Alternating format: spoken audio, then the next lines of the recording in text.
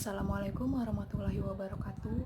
Puji syukur kehadirat Allah Subhanahu wa taala atas limpahan nikmat dan karunia-Nya, dan semoga kita diberikan kesehatan, keselamatan di masa pandemi ini.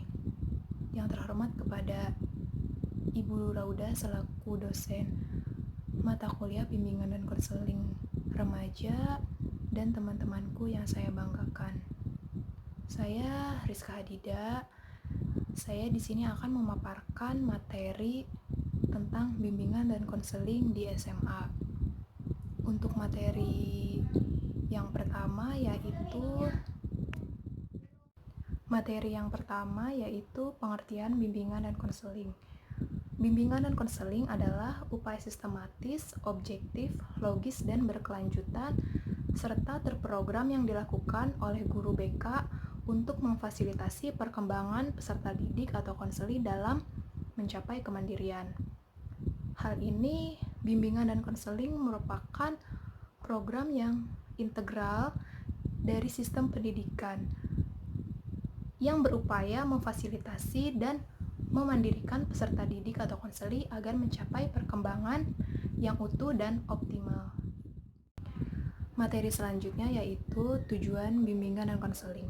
Secara khusus, tujuan bimbingan dan konseling yaitu untuk membantu peserta didik atau konseli agar dapat mencapai tujuan-tujuan perkembangannya yang meliputi aspek pribadi sosial, belajar atau akademik, dan karir. Untuk mencapai tujuan-tujuan tersebut, maka peserta didik atau konseli harus mendapatkan kesempatan untuk mengenal dan memahami potensi, kekuatan, dan tugas-tugas perkembangannya. Yang kedua, mengenal dan memahami potensi atau peluang yang ada di lingkungannya. Yang ketiga, mengenal dan menentukan tujuan dan rencana hidupnya, serta rencana pencapaian tujuan tersebut. Yang keempat, memahami dan mengatasi kesulitan-kesulitan yang ada pada dirinya. Yang kelima, menggunakan kemampuannya untuk kepentingan dirinya, kepentingan lembaga tempat kerja, dan masyarakat. Yang keenam, menyesuaikan diri dengan keadaan dan tuntutan dari lingkungannya. Yang ketujuh, mengembangkan segala potensi dan kekuatan yang dimilikinya secara optimal. Materi selanjutnya yaitu fungsi bimbingan dan konseling. Yang pertama ada fungsi preventif atau pencegahan, yaitu upaya konselor untuk senantiasa mengantisipasi berbagai masalah yang mungkin terjadi oleh peserta didik dan berusaha untuk mencegah agar permasalahan ini tidak terjadi dengan peserta didik. Yang selanjutnya fungsi pemahaman. Fungsi pemahaman merupakan upaya konselor untuk membantu peserta didik atau konseli agar peserta didik memahami potensinya dan lingkungannya, misalnya pendidikan, pekerjaan, dan norma agama.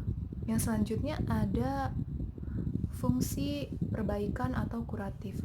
Fungsi ini membantu peserta didik dalam menangani permasalahan yang telah terjadi,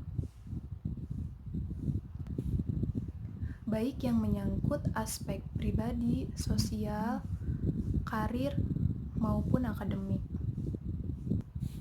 Fungsi yang selanjutnya yaitu fungsi pemeliharaan dan pengembangan.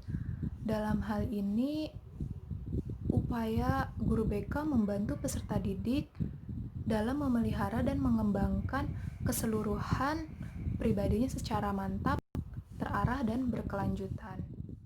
Materi selanjutnya yaitu pelaksanaan BK di SMA.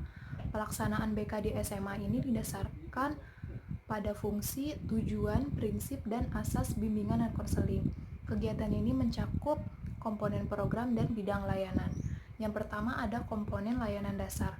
Layanan dasar ini membantu peserta didik atau konseli dengan melalui kegiatan-kegiatan di dalam kelas maupun di luar kelas yang disajikan secara sistematis. Hal ini agar peserta didik mampu mengembangkan potensi secara optimal. Pada tingkatan SMA ini, materi yang disajikan sesuai dengan aspek-aspek perkembangan yang dimiliki siswa, seperti aspek pribadi, sosial, belajar, maupun karir. Strategi pada layanan dasar ini yaitu bimbingan klasikal, bimbingan kelompok, bimbingan kelas besar, maupun melalui media.